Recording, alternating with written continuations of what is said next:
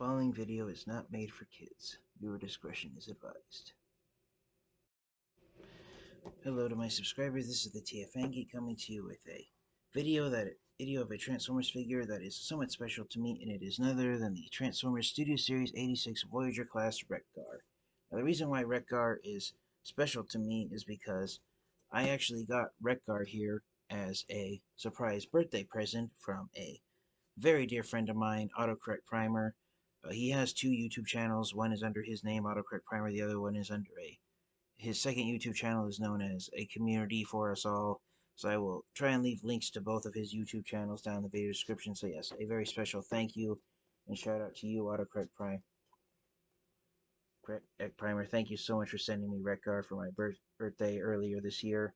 Here I apologize for being so late in doing the review.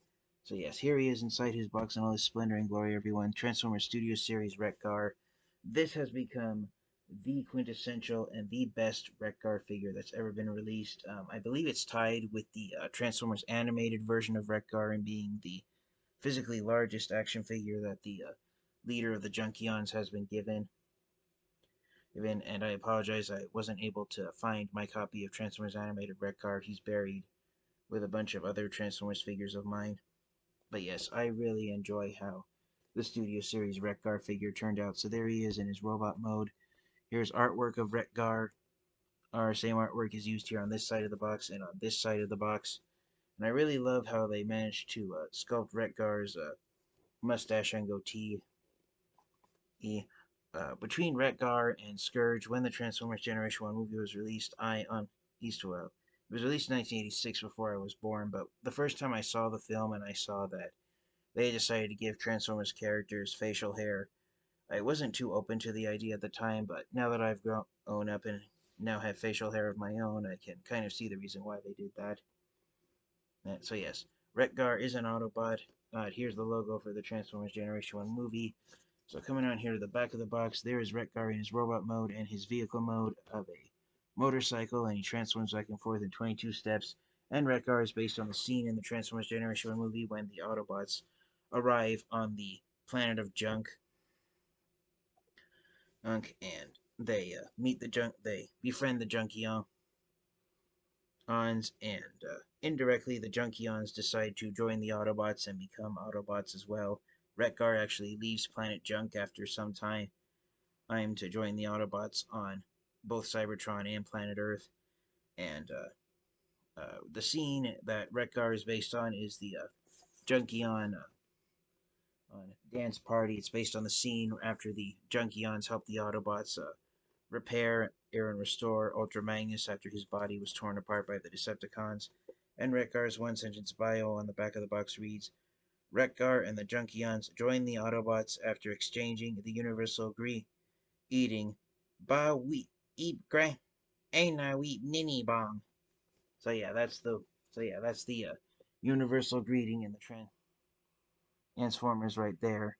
Yeah, I've always wondered how it was spelled out because I couldn't know how to pronounce it, so I will be keeping Wreck-Gar's box just so I can have that memorized. But yes, that is pretty much all there is to say. And yeah, hey, I'm just really enjoying having Wreck-Gar in my Transformers collection. Thank you once again, Autocorrect Primer, for hooking me up with Wreck-Gar. I will say this about Wreck-Gar's packaging. I saw another copy of Wreck-Gar at my local Target store. Actually bought it and had it for a couple of days because I wondered if I should get a second copy of Wreck-Gar to have multiple Junkions, but it's since been announced that Wreck-Gar is going to be repainted and retooled into additional Junkion Transformers characters in the Transformers Generation Selects line. Or was it the Legacy line? I can't remember, but yeah, we are getting more Junkions from this mold. But I will say this about Wreck-Gar. There are two different variants of Wreck-Gar's packaging. And the first variant that I have right here is that you get an additional plastic bubble right here inside the box that protects Wreck-Gar's chest area. And the second version that I saw at my local Target store, it doesn't have that additional plastic packaging piece. So just so in case you guys hadn't noticed, there's some copies of Wreck-Gar that have this extra packaging piece of plastic on there, and there's ones that don't. But other than that, that's pretty much all there is to say about Wreck-Gar while he's inside his box. So let's take a close look at his robot mode and get him opened up and see in more depth how fantastic he is. Alright, and so here is Wreck-Gar out of his packaging in his robot mode, and he is incredible. I cannot get over how amazing Wreck-Gar is. This is the Wreck-Gar figure Transformers fans and collectors have been wanting for years. Previous attempts at Wreck-Gar are previous action figures that he was given. Some of them were great, such as the Reveal the Shield 2011 Deluxe Class figure, but some of them weren't so great. The previous two action figures Wreck-Gar got in the Transformers Generations line were the Combiner Wars Legends class version and the Power of the Primes Deluxe class version. And both those Wreck-Gar action figures were repaints of action figures that were originally designed for the Protectobot character Groove. So for a size comparison with the previous Wreck-Gar figure we got before the Studio Series 86 line, here is Power of the Primes Wreck-Gar. And again, this looks nothing like Wreck-Gar. This is the Wreck-Gar figure that we have been wanting forever. Now, for those of you wondering, why is Wreck-Gar a Voyager class figure if he has a motorcycle for his vehicle mode?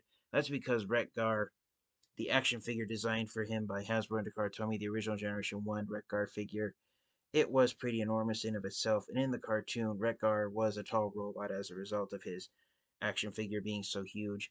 So thank you once again, Autocorrect Primer, for hooking me up with Studio Series 86 Wreck-Gar. This has become my favorite Wreck-Gar action figure. Now, on the Generation 1 Wreck-Gar figure, what you did with his motorcycle wheels, you popped them off and you placed one on one of his legs and the other on one of his arms, and he had them act as types of shields. For those of you who have always wondered what Wreck-Gar would look like if the wheels were on the other side of his body, Wreck-Gar has been given 4 holding spots that are you can attach his wheels to him. So if you want Wreck-Gar to have a more symmetrical look, and if you want both of his wheels to be on his arms, or if you want both of his wheels to be on his legs, he now has holding spikes that the wheels can slide on and off in vehicle mode, off of in robot mode. Oh, so you can have Wreck-Gar look however you want. One thing to know, safety warning with Studio Series Wreck-Gar. These spikes are made out of hard plastic instead of rubbery plastic, so if you aren't too careful, you could accidentally poke yourself either in the eye or someplace sensitive with these spikes. And if you bend or twist them hard enough, the spikes could potentially snap off and break off.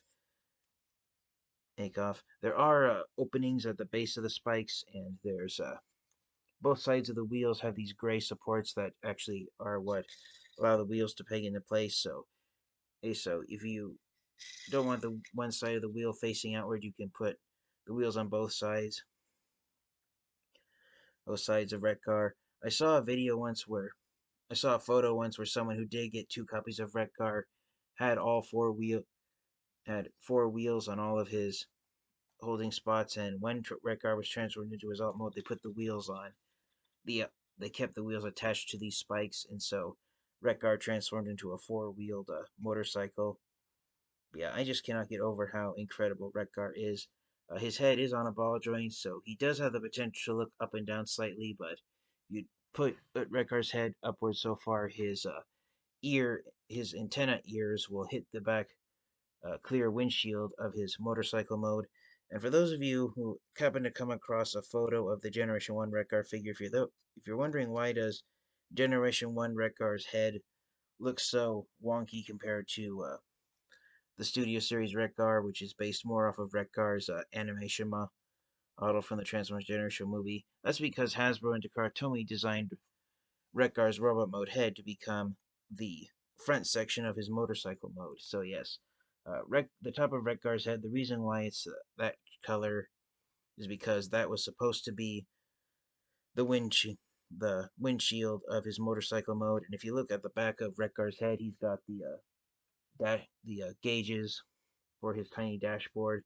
But here on the Studio Series 86 figure, it's now just a helmet that Wreck-Gar has. It's not the actual windshield and front section of the motorcycle. And I actually like that more, that it's just Wreck-Gar's helmet in that it doesn't actually transform into it. right now. Um, One thing that Wreck-Gar is infamously known for is having these two nozzles on his robot mode chest, and considering where they are located, yeah, I'm not going to say it. I'm going to let you guys in the comments section know what you think about those nozzle pieces on Wreck-Gar.